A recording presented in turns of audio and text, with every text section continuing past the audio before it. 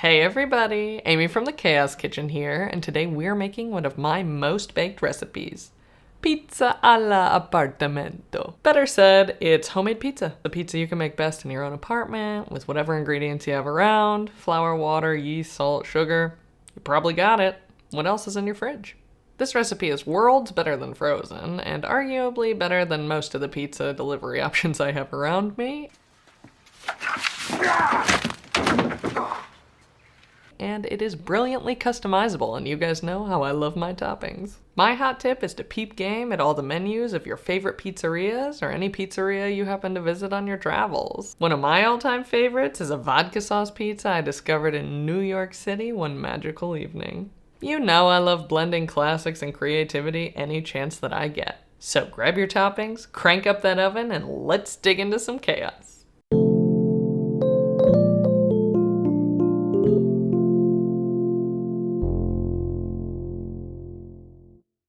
Snap a screenshot now to bake along with me, or head to amyschaoskitchen.com for the full recipe and more topping inspiration.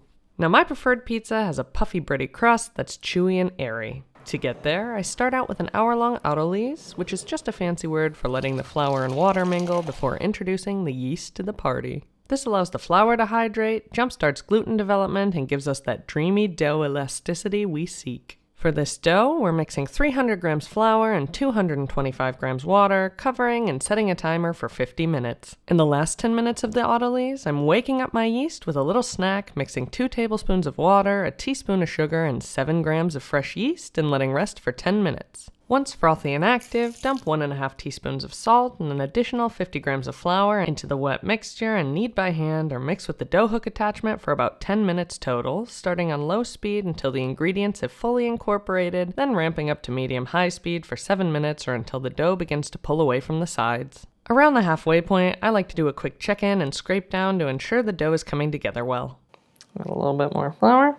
If it's soupier than a bad Tinder date, like my dough was, add another few tablespoons of flour to the mix until it clings to the dough hook. The amount of flour needed can vary a lot depending on the type and even the brand of the flour you're using. Fair warning, this is a high hydration dough, so it's sticky, annoying to work with, but oh so worth it.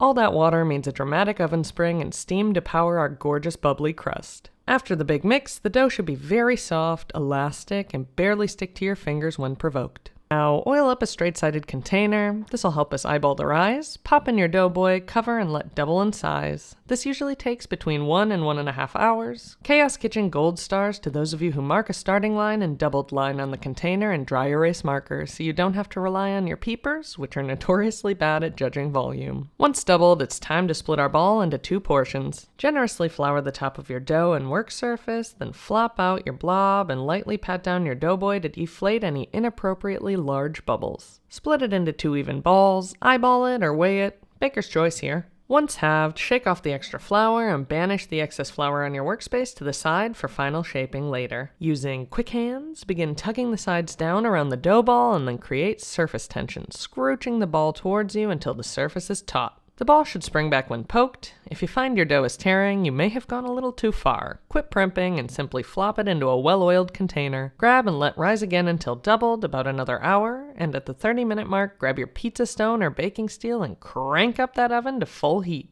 In the meantime, we'll prep our irresistible vodka sauce. Start by blitzing up some pesto, chopping up your shallots and aromatics, and heating up a few tablespoons of olive oil in a non-stick pan over medium heat. When the oil is hot, toss in the shallots and sage and let sizzle for a minute or 2 until fragrant. Once you're happy with your aromatics, dump in the tomato paste, red pepper flakes, and 2 cloves of garlic, then cook over medium heat until slightly caramelized and darkened in color. Now crank the heat to medium-high and douse with vodka, swirling and stirring to incorporate until the sharp vodka smell is dissipated. Reduce the heat to low, dump in your salt, pesto, and cream, swirl together dreamily, and simmer your luscious sauce for about a minute or 2 more. And voila, you're now addicted to vodka sauce. You're welcome. Now for the most critical and fun step of our pizza journey, the shaping. For years, I shied away from all the fun stretching and tossing pizza techniques.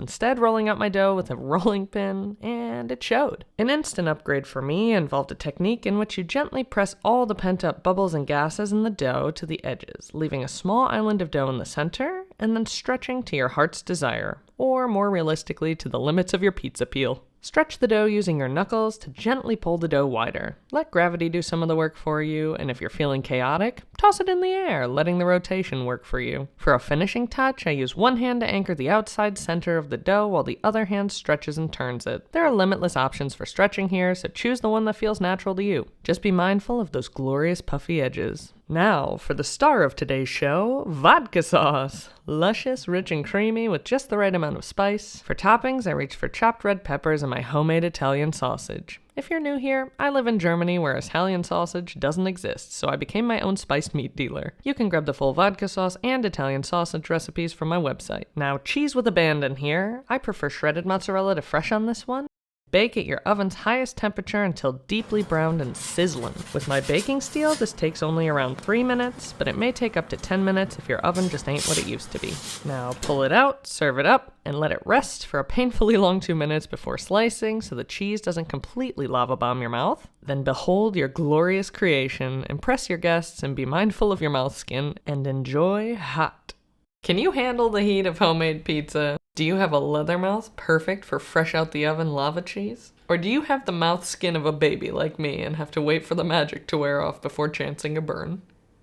Do you stick to the classics or freestyle like it's a pizza party? Drop a comment below and let me know. We drop new episodes most every Thursday, so don't be shy with the requests. I look forward to seeing you next time in the Chaos Kitchen. And remember, no rules, just salt. Oh baby, look at that crust. Oh, hot. That's how you know it's good.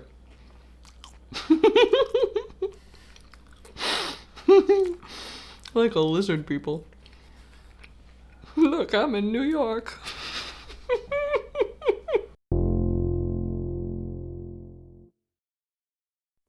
You can tell when you're singing. I know! I'm tired. Okay. And don't be shy with whatever I was saying.